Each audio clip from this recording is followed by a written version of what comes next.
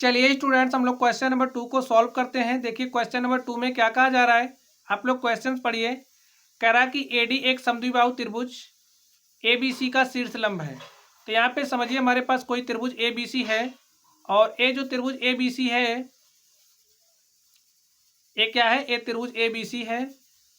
और एबीसी कैसा त्रिभुज है, एक समद्विबाहु त्रिभुज है। कैसा त्रिभुज है, समद्विबाहु त्रिभुज है। जिसमें कह रहा है देखिए ए बी बराबर ए सी है।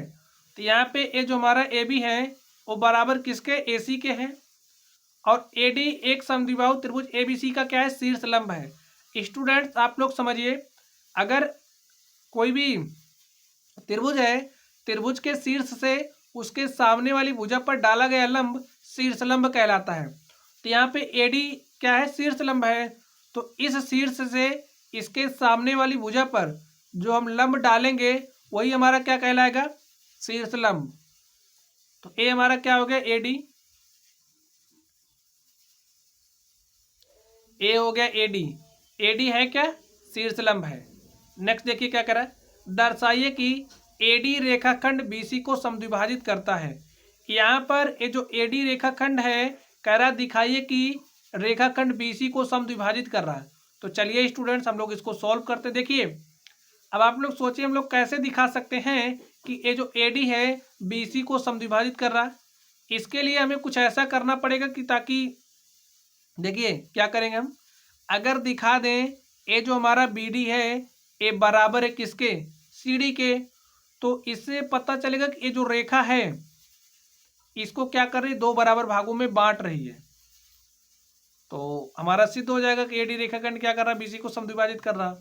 तो लिखिए, देखिए त्रिभुज ए बी डी में, त्रिभुज ए बी डी तथा त्रिभुज ए सी डी में,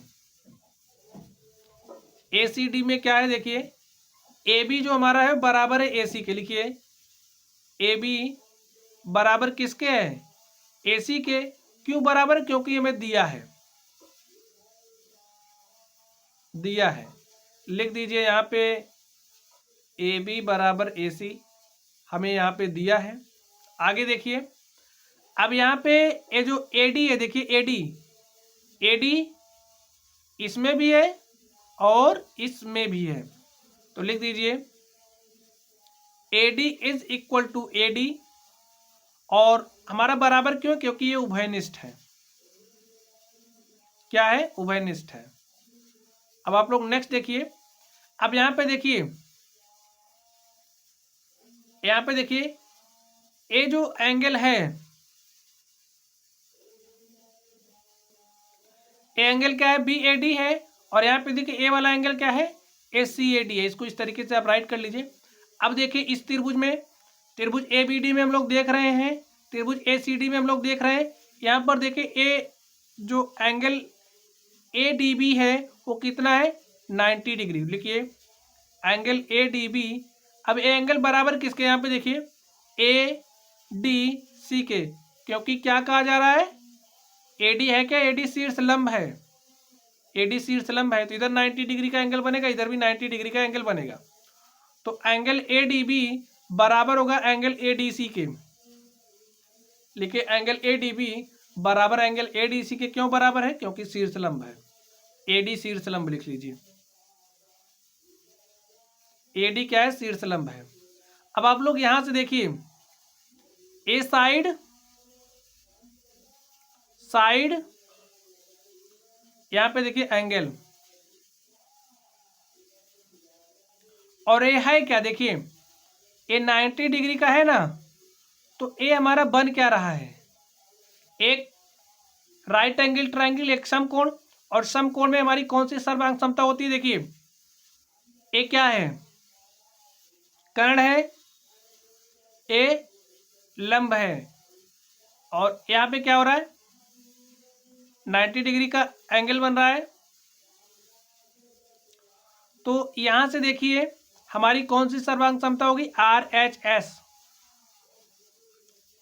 आर एच एस सर्वांग समता की कसौटी से,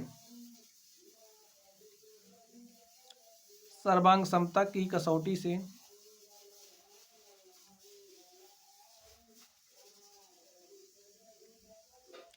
RHS सर्वांग क्षमता क्या होती है?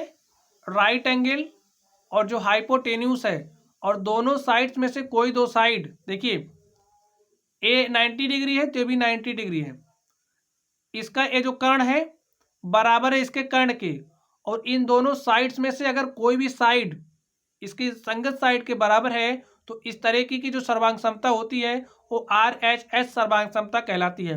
राइट एंगल ट्राइंगल, हाइपोटेन्यूस और कोई एक साइड, तो इस तरीके की जो सर्वांग क्षमता होती है वो RHS सर्वांग क्षमता की कसौटी कहलाती है, RHS सर्वांग क्षमता होती है। तो लिखिए यहां से क्या हो जाएगा, जो हमारा त्रिभुज ABD है, त्रिभुज ABD वो क्या है, वो सर्वांगसम है किसके? ACD के, त्रिभुज ACD के। अब ए त्रिभुज इसके सर्वांगसम हो गया है, तो जो संगत भाग होते हैं वो भी बराबर होते हैं, तो यहां से जो हमारा BD होगा वो बराबर हो जाएगा CD के। लिखिए BD बराबर CD, क्यों? क्योंकि जो सर्वांगसम त्रिभुज होते हैं इनके संगत भाग बराबर होते हैं। लिखिए सर्वांगसम त्रिभुजों के संगत भाग बराबर होते हैं,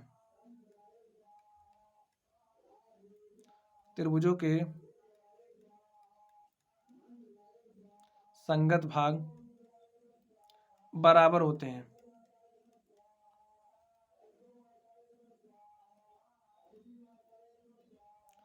तो स्टूडेंट देखिए, अब ए वाला भाग बराबर हो गया इस वाले भाग के, तो इससे हमें क्या पता चल रहा है, यहाँ पे ये जो AD है वो रेखा BC को दो बराबर भागों में बांट रही है, यानी कि समद्विभाजित करती है। लिखिए रेखा AD, शीर्षलंब AD,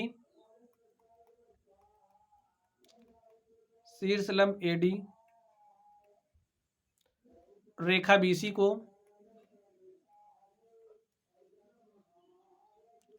को समद्विभाजित करता है, समद्विभाजित करता है। तो ये प्रूव हो गया स्टूडेंट्स। चलिए हम लोग इसके सेकंड नंबर पे चलते हैं और देखते हैं सेकंड नंबर का सॉल्यूशन क्या हो जाएगा।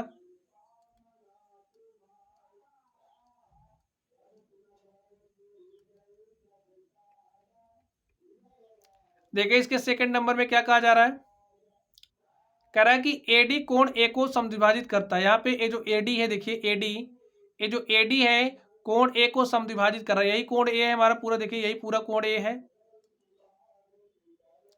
यही पूरा कोण A है, इसको समद्विभाजित कर रहा था। लिखिए यहां से जो हमारा एंगल है, देखिए एंगल BAD, यानी कि इस वाले एंगल की बात हो रही है, BAD, लिखिए एंगल BAD बराबर किसके होगा, एंगल BAD किसके बराबर होगा, CAD के, CAD के।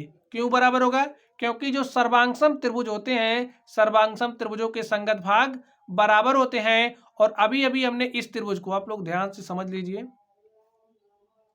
हम बात कर रहे हैं इस त्रिभुज की, और अभी अभी हमने इस त्रिभुज को क्या सिद्ध किया है, सर्वांगसम। जब ये त्रिभुज सर्वांगसम है तो इस त्रिभुज के जो भी संगत अवयव हैं वो क्या होंगे, वो बराबर होंगे, एक बराबर होंगे। तो यहां से देखिए अब ए वाला जो एंगल है वो बराबर होगा इस वाले एंगल के, क्योंकि संगत भाग बराबर होते हैं। लिख लीजिए, कारण दे दीजिए, क्योंकि सर्वांगसम त्रिभुजों के